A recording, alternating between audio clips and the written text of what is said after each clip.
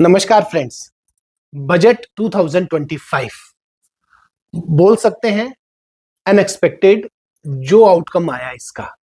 और मैं अगर दूसरी साइड पे जाऊं तो लाइटर नोट में मैं ये कह सकता हूं अब गरीबों की संख्या काफी कम होने वाली है, क्योंकि 12 लाख रुपए 12 lakhs रुपीस तक कोई टैक्स नहीं है। तो मैं जहां मेरा जो अंदाजा है वो कई लोग गरीबी की रेखा से बाहर आ जाएंगे, तो स्टेटिस्टिकली हम गरीबी मिटा चुके होंगे। Let it be on lighter note. शुरू करते हैं इस बजट को समझना, क्योंकि कई चेंजेस ऐसे हुए और वाकई में हम कह सकते हैं वेलकम चेंजेस थे, जैसे कि 12 lakhs पर छूट मिलना, टीडीएस में जो थ्रेशोल्ड लिमिट है उसको अब बढ़ना, और कई ऐसी चीजें थी ट्रस्ट से रिलेटेड जो चेंजेस हुए वो थे, सेल्फ ऑक्यूपाइड हाउस प्रॉपर्टी से रिलेटेड चेंजेस, ऐसे कई चेंजेस थे। मैं वन बाय वन आपके साथ शेयर करता हूँ वेरी सिंप्लीफाइड वे, ताकि आप समझ सकें इनकी इंट्रिकेसीज एकदम आसान भाषा में। तो मैं आपको लेके चलता हूँ फर्स्ट स्लाइड पे, जो आप देख सकते हैं। पहली स्लाइड एमएसएमई से रिलेटेड, जो कि एक हम कह सकते हैं आने वाले टाइम पे माइक्रो स्मॉल मीडियम इंटरप्राइजेस के लिए काफी कुछ आने वाला है। जैसा कि मैं पहले बजट्स में भी कह चुका था कि जो आने वाला समय है वो इन सेगमेंट्स के लिए, अगर आप प्रॉपरली सब्सिडी समझते हैं, आप प्रॉपरली समझते हैं कि क्या क्या बेनिफिट हो सकते हैं, जैसे कि हम समाधान के लिए, अगर आपको रिकवरी नहीं हो रही, हम कई ऐसे केसेस फाइट कर रहे हैं जिसमें रिकवरी इंटरेस्ट के साथ में हो रही है। ऐसे कई चेंजेस है और इसके अंदर भी, बजट के अंदर भी ये दिया गया। देखिए, आप देख सकते हैं जो एमएसएमई को सपोर्ट करने के लिए एक क्रेडिट कार्ड माइक्रो एंटरप्राइजेस के लिए दिया गया, उसमें जो लिमिट है 5 लाख की लिमिट दी गई। अगर उद्यम पोर्टल पे आपको रजिस्टर्ड करना पड़ेगा, और पहले ये जो डिस्ट्रीब्यूट किया जाएगा ये 10 लाख कार्ड डिस्ट्रीब्यूट होंगे।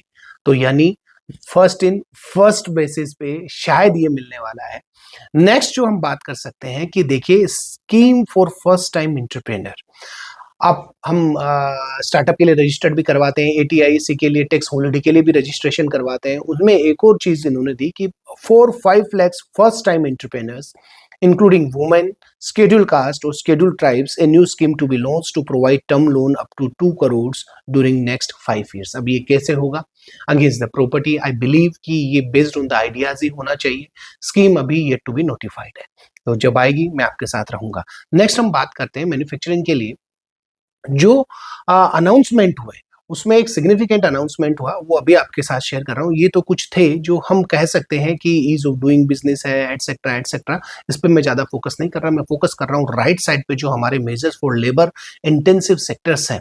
देखो, जो फुटवेयर एंड लेदर सेक्टर्स के लिए scheme is expected to facilitate employment for 22 lakhs person, turnover 4 lakh crore का, और एक्सपोर्ट जो ओवर होगा 1.1 लाख करोड़ का। तो इसको कुछ ना कुछ स्कीम्स हम जो अभी नोटिफाइड होगी उसके साथ आएंगे।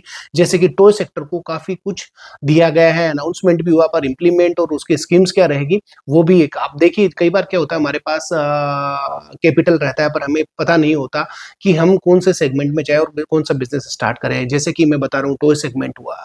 नंबर 2, मखाना बोर्ड स्टैब्लिश करने वाले हैं बिहार के अंदर, तो वहां भी काफी अपॉर्चुनिटीज आने वाली है। नीचे देखो, सपोर्ट फॉर फूड प्रोसेसिंग, जिसमें बिहार का मैं कहूंगा काफी अनाउंसमेंट हुए, और दिया गया है कि फूड टेक्नोलॉजी जो बिहार में है, आप मान के चलिए और कोई स्टेट्स होंगे उनके लिए अनाउंसमेंट है। तो हमें तैयार रहना चाहिए इन सब चीजों को टाइमली और फर्स्ट मूवर का एडवांटेज लेने के लिए। नेक्स्ट जो एक चेंजेस मेजर हुआ वो हुआ कि माइक्रो स्मॉल के अंदर अब और ज्यादा इंटरप्राइजेस आने वाली है, क्योंकि जो लिमिट है आप देखिए जो करोड़ में है ये। जैसे इन्वेस्टमेंट आपको पता है, इन्वेस्टमेंट और टर्नओवर के बेस पे है, और इन्वेस्टमेंट जो था वो 2.5 टाइम्स बढ़ गया है, और जो टर्नओवर है वो 2 टाइम्स बढ़ गया है, जो अर्लियर कैटेगरी थी। इन्वेस्टमेंट माइक्रो के लिए बढ़ के 2.5 करोड़ हो गया, स्मॉल के लिए बढ़ के 25 करोड़ हो गया 10 से, और मीडियम के लिए 50 करोड़ से 125 करोड़ हो गया। उसी तरीके से टर्नओवर 5 करोड़ से 10 करोड़ रिवाइज हुआ, 50 करोड़ से 100 करोड़ रिवाइज हुआ स्मॉल इंटरप्राइजेस, और जो 250 करोड़ था मीडियम वो 500 करोड़ हो गया। इससे एम्बिट में काफी लोग आने वाले हैं। देखो, फायदा तो तो लेना ही चाहिए। जो एमएस माइक्रो स्मॉल की इंटरप्राइजेज है, सब्सिडी है, समाधान है, कई ऐसी स्कीमें हैं जो अगर हम फायदा नहीं लेते तो हमें रजिस्ट्रेशन का बहुत ज्यादा लाभ मिलने वाला नहीं है। अब मैं बात करने वाला हूँ सबसे इंपॉर्टेंट जो डिस्कशन किया गया, वो किया गया इस बजट के अंदर 12 लाख तक टैक्स नहीं लगेगा। क्वेश्चन ये आया कि सर स्लेब रेट जो हम बात करते हैं, बहुत ज्यादा टेक्निकलिटी नहीं समझते कि सर आपने स्लेब रेट तो बता रखी है कि 4 लाख तक नील है और फिर 8 लाख तक 5% है एंड सो ऑन, 12 तक 10, 15 आप देख सकते हैं। इसी तरीके से 20 लाख तक 20% है, 20 से 24 तक 25 और अबव 24 लैक्स 30% है। तो सर ये 12 लाख तक एग्जम्प्ट कैसे हुआ? देखो मैं आपको बताता हूँ। 87A का एक रिबेट है जो केवल रेजिडेंट इंडिविजुअल को मिलने वाला है। यहाँ पे उनको रिबेट दिया गया है 60,000 का, जो टैक्स बनेगा 60,000 उसमें से लेस होगा। अब आप देखिए, अगर मैं बात करूं, यहाँ तक तो कोई टैक्स लगना ही नहीं है 4 लैक्स तक। 8 लैक्स 5% है, यानी कि 20,000 रुपए ये हुए 4 लैक्स पे, और 8 to 12 लैक्स यानी कि 4 लैक्स पे 10%, 40,000 ये हुए। तो यानी टोटल 60,000 ये रिबेट आपको मिल जाएगी यहाँ पे जो भी टैक्स आएगा। और इसी तरीके से ये 12 लाख तक कोई टैक्स नहीं लगना है। तो ये देखो, ये एक तरीके से 12,75,000 सैलरीड क्लास के लिए भी ऐसा हुआ, क्योंकि 75,000 का स्टैंडर्ड डिडक्शन यहाँ पे दिया गया है। और अदर जैसे सेव करने का मैंने आपको बताया, अलग अलग स्लेब पे अलग अलग तरीके से ये सेव होता है। तो अब मेरे को जो समझ में आ रहा है कि कॉमन पार्लेंस के अंदर ओल्ड रिजीम का बहुत ज्यादा इंपॉर्टेंस नहीं रहेगा अंटिल अनलेस एचआरए बहुत ज्यादा आप मतलब एक रेंट अमाउंट ज्यादा है, एचआरए आपको ज्यादा मिलता है तो अदरवाइज हर जगह आपकी न्यू रिजीम ही फायदेमंद रहने वाली है। वैसे देखा जाए मार्जिनल रिलीफ का भी एक इसमें कॉन्सेप्ट था जो काफी डिस्कशन हुआ। मार्जिनल रिलीफ के अंदर भी आप देखिए तकरीबन 75,000 तक फायदा, नॉर्मल सैलरीड क्लास को तो छोड़ दीजिए, क्योंकि क्या मैंने यहाँ पे मार्जिनल रिलीफ का दिया भी है। अगर आपकी इनकम 12 लाख से, लेट्स अज्यूम 12 से कितनी हो जाती है, 12,10,000, तो इस पे टैक्स आएगा 61,500 नॉर्मल। तो क्योंकि 1 रुपए भी अगर ज्यादा होता है 12 लाख से तो पूरा का पूरा टैक्स लगता है, उस पर कोई रियायत नहीं है, ये ध्यान रखिएगा। अब बात आती है मार्जिनल रिलीफ का क्या रोल प्ले होता है। अगर मैं 12,10,000 की बात करूं तो इस पे 61,500 पूरा टैक्स देना पड़ेगा, परंतु हमारी इनकम तो केवल 10,000 रुपए इंक्रीज हुई है, क्योंकि 12 लाख पे कोई टैक्स, परंतु जो टैक्स है वो 61,500 ये हो गया। तो यानी मैं मेरी इनकम जितनी बढ़ी है उससे ज्यादा टैक्स नहीं दे सकता। तो हुआ क्या, जो मेरा टैक्स लगेगा 10,000, तो जो मार्जिनल रिलीफ है वो मेरी 51,500 की होगी। आप देख सकते हैं 51,500 मार्जिनल रिलीफ लेस किया तो मेरा टैक्स 10,000 से ज्यादा नहीं हो सकता। तो ये मार्जिनल रिलीफ का, और ये मार्जिनल रिलीफ नॉर्मली आप मान के चलिए 12,75,000 तक ही अवेलेबल होगी, क्योंकि इसके बाद जो इनकम बढ़ेगी उसमें टैक्स ज्यादा आएगा, इनकम कम हो जाएगी, राइट। क्योंकि देखो 61,500 12,10,000 पे है तो हमारा टैक्स आ रहा है 10,000, और अगर 12,50,000 की बात करूं 67,500 है, उस पे टैक्स 50,000 आ रहा है, तो पेबल, तो यानी कि टैक्स अभी भी कम आ रहा है। तो यहाँ पे मैं इससे ज्यादा टैक्स नहीं दे सकता 50,000। अगर मेरा 12,70,000 है तो टैक्स 70,000 आता है, और मेरी जो सॉरी टैक्स जो आता है 70,500 आता है, और जो टैक्स पेबल होगा वो 70,000 होगा। यानी कि आप देखिए 70,000 इनकम बढ़ी और 70,500 टैक्स बढ़ा, तो मैं 70,000 ही टैक्स देने वाला हूं। इस तरीके से अगर मैं 12,75,000 की इनकम पे आता हूं तो मेरा टैक्स बनता है 71,250। कोई रिलीफ नहीं आएगी, आप मान के चलिएगा। इस पे नॉमिनल रिलीफ मतलब अगर आप देखोगे कोई ऐसी ज्यादा तो 12,75,000 तक ऑलमोस्ट एग्जैक्ट अगर आप कैलकुलेशन करोगे तो यहाँ तक ये एब्जॉर्ब हो जाएगी। उससे ज्यादा अगर आप जा रहे हैं तो आपका टैक्स ही ज्यादा आएगा, इनकम ज्यादा नहीं आएगी। अब बात आते हैं परक्यूजिट। देखिए हमारे कोई पुराने जमाने में परक्यूजिट डिसाइड हुए थे, जैसे कि 50,000 से स्पेसिफाइड एम्प्लॉई है, 2 लाख अगर बाहर आप देख सकते हैं कि ट्रेवल पे एक्सपेंडिचर मेडिकल से रिलेटेड ट्रीटमेंट होते हैं, बहुत पहले डिसाइड हुई थी। आज के टाइम पे जहाँ इन्फ्लेशन इतना बढ़ गया है तो ये रिवाइज होना था, तो ये पावर अब गवर्नमेंट ने अपने पास रखा है। इन परक्यूजिट की वैल्यू डिसाइड होगी ताकि टैक्सेबिलिटी कम आए लोगों के हाथ में। पर यहाँ पे मैं एक थोड़ा सा कहना चाहूंगा, जो हमारी जैसे कि हम एजुकेशन अलाउंस की बात करते हैं वहाँ एकदम बहुत ज्यादा अभी भी एग्जम्पशन नहीं है। अगर हम माइनर की इनकम ऐड करते हैं, एग्जम्पशन देते हैं, 1500 रुपए पर माइनर एग्जम्प्ट होता है। तो यहाँ पे भी ध्यान देना चाहिए था गवर्नमेंट को, बट स्टिल कोई भी इन पे अनाउंसमेंट नहीं हुए। नेक्स्ट आता हूँ होम ओनर्स। आप देख के मान के चलिए, जो होम ओनर्स पहले क्या था, सेल्फ ऑक्युपाइड प्रॉपर्टी एक ही, अगर एक से ज्यादा आपके पास सेल्फ ऑक्युपाइड प्रॉपर्टी थी तो उस पर टैक्स देना पड़ता था एक को छोड़ के बाकी पे, कि ये deem to be let out है, मार्केट रेट से रेंट कैलकुलेट करके उस पर टैक्स देना पड़ता था।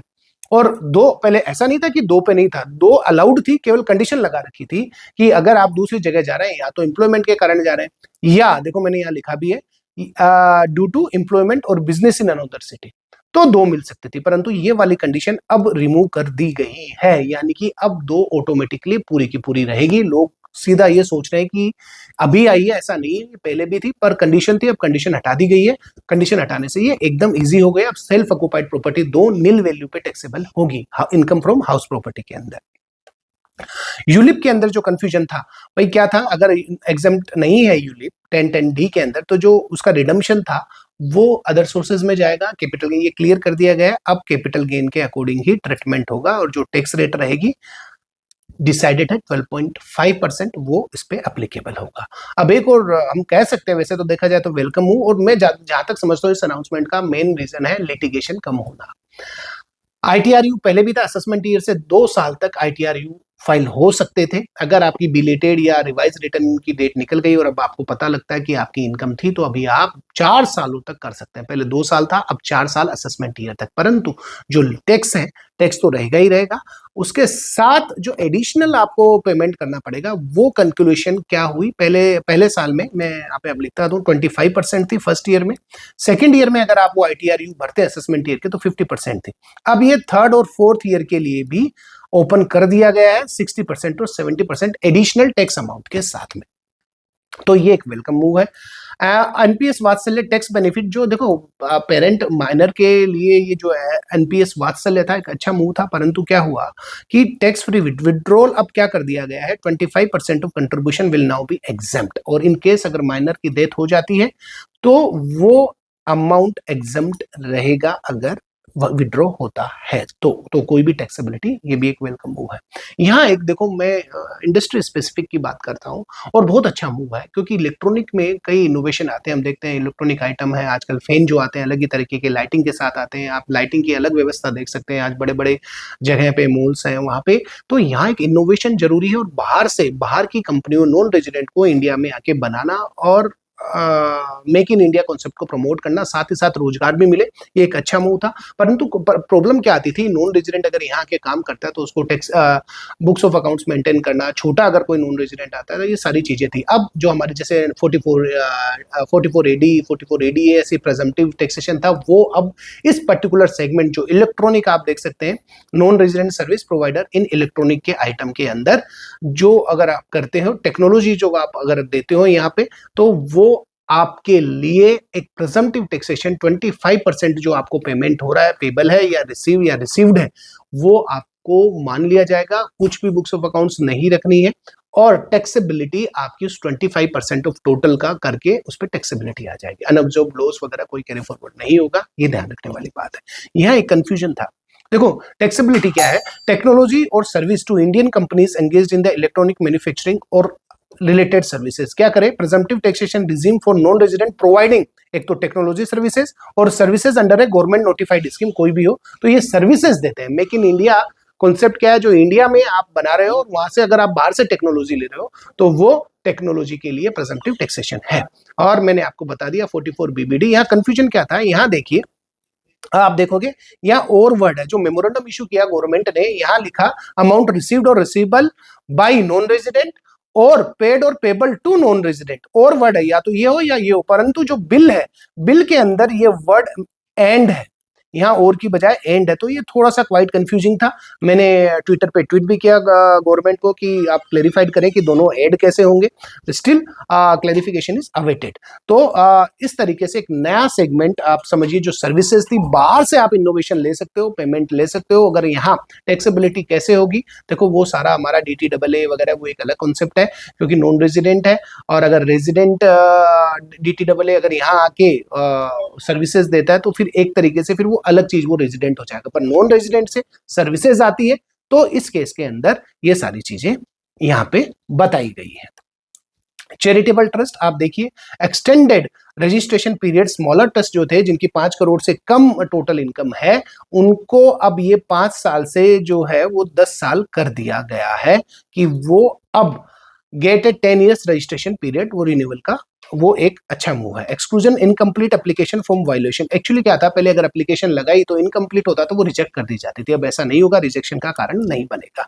एक सब्सटेंशियल कंट्रीब्यूटर यानी कि जो 50,000 से ज्यादा थे उनकी डिटेल देनी पड़ती थी, बड़ी दिक्कत का काम था, ये 50,000 से 1 लाख कर दिया गया है स्पेसिफाइड पर्सन के केस में। तो कुछ ऐसी चीजें थी। एक और वेलकम मूव है, टीडीएस की जो थ्रेशोल्ड लिमिट है वो कम कर दी गई। यहां मेरे को थोड़ा सा और उम्मीद थी कि ये जो रेट भी कम होनी चाहिए थी। देखिए आप क्या है, स्टार्टअप है, स्टार्टअप को वर्किंग कैपिटल बहुत ज्यादा चाहिए होता है। अगर एक स्टार्टअप मान के चलिए 3 करोड़ का टर्नओवर करता है, वैसे तो बहुत कम होता है 3 करोड़ का, स्टार्टअप बहुत ज्यादा एग्रेसिव तरीके से काम करते हैं, मानते 100 करोड़ का टर्नओवर करता है, और अगर उस पर 10% टीडीएस करता है तो यानी कि उसका 10 करोड़ रुपए गवर्नमेंट के पास तकरीबन 1 साल 6 महीने तक पड़ा रहेगा, और उसके वर्किंग कैपिटल के लिए वो बड़ा मारामारी करता है, बहुत स्ट्रगल करता है। तो अगर ये देखो, मेन ऑब्जेक्ट टीडीएस का है कि गवर्नमेंट को पता लगता रहे कि पैसा और इनकम कहीं ना कहीं जो आया है वो कंसील ना हो। अगर ये रेट को 1% भी कर दे तो मेरे ख्याल से कोई दिक्कत नहीं होनी चाहिए गवर्नमेंट को, पर गवर्नमेंट ने थ्रेशोल्ड कम किया है, रेट पे कोई भी चेंजेस नहीं किए। आप देख सकते हैं इंटरेस्ट ऑन सिक्योरिटी जो बात करते थे, थ्रेशोल्ड नील थी, अब 10,000 बढ़ा दी गया, मतलब थ्रेशोल्ड कोई भी हो टीडीएस कटेगा, अब 10,000 तक कोई टीडीएस नहीं कटने वाला। अदर देन सिक्योरिटीज था, जैसे बैंक वगैरह से आता है, पहले 40,000 अदर, सीनियर सिटीजन के केस में 50,000 थी, अब अदर के लिए 50,000 और सीनियर सिटीजन के 1 लाख तक इंटरेस्ट पे कोई टैक्स नहीं है। रेट मोर और लेस आप देखोगे सेम है, केवल टीसीएस के केस में एक थोड़ा सा स्लाइटली मूव हुआ। उसी तरीके से बहुत सब चीजें आपको यहाँ पे दी गई है। आपको अगर ये स्लाइड चाहिए तो आप प्लीज कमेंट बॉक्स पे अपना ईमेल आईडी जरूर छोड़िएगा, और मैं रिक्वेस्ट करूंगा आप सब्सक्राइब जरूर करिएगा चैनल को, और उसके बाद में कमेंट दीजिएगा, मैं आपको उसी मेल आईडी पे ये पीपीटी आपको शेयर करने वाला हूँ। और आपका पूरा जो राइटअप है वो मैं आपको एक लिंक दे रहा हूँ, ये राइटअप आप वहां से देख सकते हैं, पढ़ सकते हैं और यूज कर सकते हैं अपने बेनिफिट के लिए, थोड़ा सा डिटेल में समझाए हुए तरीके से, ताकि आप लोगों को कन्वे कर पाएं और अच्छी तरीके से समझ पाएं। उसका लिंक भी मैं डिस्क्रिप्शन में देने वाला हूँ। तो ये रेंट पे देखा, एक और बड़ा मूव हुआ, रेंट के अंदर 2,40,000 जो एनुअल तक कोई कमर्शियल जैसे हम बात करते हैं तो टीडीएस काटना पड़ता था, अब यहाँ इसको 6 लाख कर दिया गया, परंतु ये 6 लाख एनुअल नहीं है, ये 50,000 मंथली है। अगर 50,000 मंथली से ज्यादा अगर आप रेंट दे रहे हैं अब, तो आपको टीडीएस काटना रहेगा, अगर उसकी एक्सपेंडिचर अलाउड करना है तो, राइट। तो इस तरीके से गई हुई है टीसीएस। एक और वेलकम मूव हुआ, आप देखिए मैंने यहाँ पे रेड भी किया है, 206C1H, ये बड़ा कंफ्यूजन वाला number of call I have received 206C1H और 194Q, आपस में इनका गवर्नमेंट को भी समझ में नहीं आया होना क्या है, सेक्शन तो आ गया, अब इन्होंने थक हार के, क्योंकि एक समय तो पेमेंट करने वाले को 194Q पे टीसीएस चार्ज कर टीडीएस काटना है, उधर 206C1H के अंदर 50 लाख से ऊपर जो कोई ट्रांजैक्शन करते हैं, सेल होती है, उस पर चार्ज करना है, तो कभी काटना एक को ही है, पर कंफ्यूजन ये रहता है उसका पता कैसे लगे। तो इन्होंने 206C1H को हटा दिया गया है, केवल 194Q में जो पेमेंट कर रहा है वो बंदा ही टीडीएस काटेगा, तो कंफ्यूजन एकदम हट चुका है। तो ये अब एक और सिग्निफिकेंट इकोनॉमिक प्रेजेंस, देखो ये एक अच्छा मूव है। ये सिग्निफिकेंट इकोनॉमिक प्रेजेंस से क्या होता था, ये बिजनेस कनेक्शन मान के टैक्सेबिलिटी कर दी जाती थी। बाहर से कोई अगर बंदा चांदनी चौक आके परचेज कर रहा है और उसका मेन सोली ऑब्जेक्ट ही एक्सपोर्ट है, वहां बाहर भेजना है अपने यहाँ पे, तो वो अब बिजनेस कनेक्शन नहीं माना जाएगा और कोई टैक्सेबिलिटी नहीं होगी इंडिया के अंदर। अब बात आते हैं, देखो startup digital asset and taxation, थोड़ा सा स्टार्टअप के लिए जो आप देखते हैं eligibility period for incorporating startup अब कितना कर दिया गया, 2030 तक कर दिया गया, ये भी एक वेलकम मूव है। टोनेज टैक्स स्कीम आप देख सकते हैं, अब इनलैंड वेजल्स भी जो क्वालिफाइड शिपिंग कंपनीज होगी ऑपरेटेड बाय, उनके लिए भी अब टोनेज, ये एक अलग स्कीम है, मैं लेटर ऑन वीडियो बनाऊंगा ताकि आप समझ सकें। और क्रिप्टो वर्चुअल डिजिटल एसेट, देखो ये एक और इवन ब्लॉक असेसमेंट में कुछ चेंजेस हुए, आईएफएससी जो इंटरनेशनल फाइनेंशियल जो हमारा सेगमेंट है उसमें कई चेंजेस हुए, उनके लिए एक सेपरेट वीडियो में लूंगा, क्योंकि वो एक अलग क्लास है, हर किसी पे एप्लीकेबल नहीं होता और थोड़ा सा बड़े वीडियो है वो, ताकि आप अच्छी तरीके से समझ पाए यहाँ पे मैं कोई चेंजेस नहीं ले रहा। तो the definition of VDA virtual digital asset has been expanded to include all crypto asset regardless of prior, कोई भी पहले कुछ भी क्लासिफिकेशन रहा हो, बढ़ के अब सब वो क्रिप्टो असेट के अंदर आ जाएगी। एसएफटी अब कवर करेगा will now also include reporting of crypto transaction for enhance transparency. भाई पहले 26 ईयर्स में टीडीएस का बात थी, अब एसएफटी यानी जो कोई क्रिप्टो में ट्रांजैक्शन, जैसे कि मैं एक एग्जांपल लेता हूँ कि आप अगर टैक्स ऑडिट के अंदर है 2 लाख से ज्यादा अगर केस सेल हुई तो जो टैक्स ऑडिट जो सेल करने वाला वो रिपोर्ट करता था कि सेल एसएफटी के अंदर। जैसे कि आप ट्रांजैक्शन कर रहे हैं म्यूचुअल फंड में, शेयर्स में, तो जो ब्रोकरेज हाउस है, जो आप हमारे कह सकते हैं जो डीपीज है, वो उनको उनकी लायबिलिटी थी, कंपनीज की लायबिलिटी थी कि वो रिपोर्ट करे कि जिन्होंने ट्रांजैक्शन किया है इसके। उसी तरीके से क्रिप्टो करेंसी में जो सेल जिनके प्लेटफॉर्म पे ये होने वाला है वो एसएफटी के रूप में रिपोर्ट करेंगे, जो हम कह सकते हैं स्पेसिफाइड फाइनेंशियल ट्रांजैक्शन। इसका एक अलग वीडियो बना हुआ है, मैं लिंक दे रहा हूँ, अगर ऐसे कौन कौन से ट्रांजैक्शन है जो एसएफटी के अंदर आ रहे हैं वो आप सेपरेट देख सकते हैं। तो फ्रेंड्स, ये एक बजट को मैंने बड़े सिंप्लीफाइड तरीके से आपको बताया कि बजट के अंदर चेंजेस क्या थे। कुछ 2-3 चेंजेस जो मैंने रखे हैं, जैसे ट्रांसफर प्राइसिंग है, ब्लॉक असेसमेंट है, आईएफएससी, क्योंकि वो अपने आप में एक बड़े चेंजेस है, वो हम डिस्कस करेंगे अलग वीडियोस के अंदर। आप कमेंट बॉक्स पे जरूर लिखिएगा, कोई भी अगर आपको क्लेरिफिकेशन चाहिए, I will sort it out. Thanks a lot till then, और सब्सक्राइब शेयर करना मत भूलिएगा। Thank you once again.